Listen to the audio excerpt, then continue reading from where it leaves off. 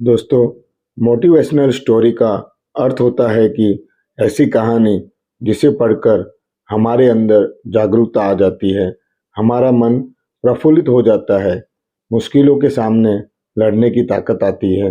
हर किसी के जीवन में मुश्किलें आती है, परंतु हमें कभी भी हार नहीं माननी चाहिए।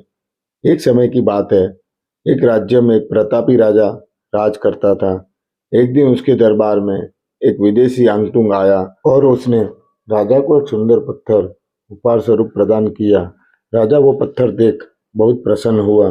उसने उस पत्थर से भगवान विष्णु की प्रतिमा का निर्माण कर उसे राज्य के मंदिर में स्थापित करने का निर्णय लिया और प्रतिमा निर्माण का कार्य राज्य के महामंत्री को सौंप दिया।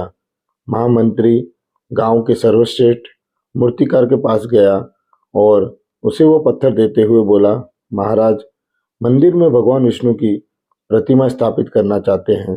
7 दिन के भीतर इस पत्थर से भगवान विष्णु की प्रतिमा तैयार कर राजमहल पहुंचा देना। इसके लिए तुम्हें 50 स्वर्ण मुद्राएं दी जाएगी। 50 स्वर्ण मुद्राओं की बात सुनकर मूर्तिकार खुश हो गया और महामंत्री के जाने के बाद प्रतिमा का निर्माण कार्य प्रारंभ करने के उद्देश्य से अपने औजार निकाल लिए।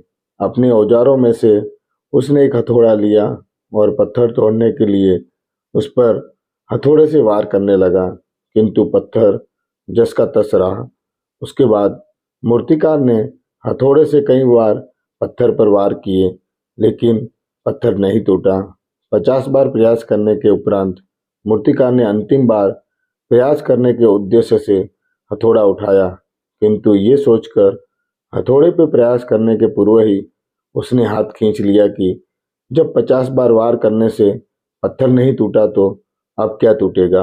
वो पत्थर लेकर वापस महामंत्री के पास गया और उसे ये कहकर वापस कर आया कि इस पत्थर को तोड़ना नामुमकिन है, इसलिए इससे भगवान विष्णु की प्रतिमा नहीं बन सकती। महामंत्री को राजा का आदेश हर स्थिति में पूर्ण करना था, इसलिए उसने भगवान विष्णु की प्रतिमा निर्मित करने का कार्य गांव के एक साधारण से मूर्तिकार को सौंप दिया। पत्थर लेकर मूर्तिकार ने महामंत्री के सामने ही उस पर हथौड़े से प्रहार किया और वो पत्थर एक बार में ही टूट गया। पत्थर टूटने के बाद मूर्तिकार प्रतिमा बनाने में जुट गया।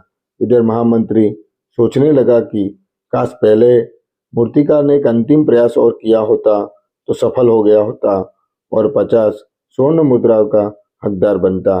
दोस्तों, हम भी अपने जीवन में ऐसी परिस्थितियों से रूबरू होते रहते हैं।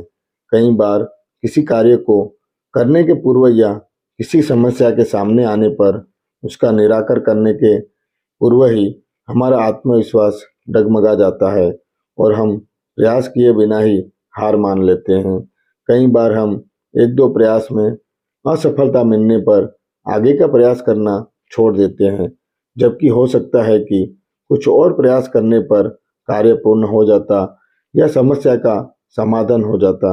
यदि जीवन में सफलता प्राप्त करनी है तो बार बार असफल होने पर भी तब तक प्रयास करना नहीं छोड़ना चाहिए जब तक सफलता न मिल जाए। क्या पता जिस प्रयास को करने के पूर्व हम हाथ खींच ले वही हमारा अंतिम प्रयास हो और उसमें हमें कामयाबी प्राप्त हो जाए। दोस्तों, कहानी अच्छी लगी हो तो कमेंट जरूर करना। धन्यवाद।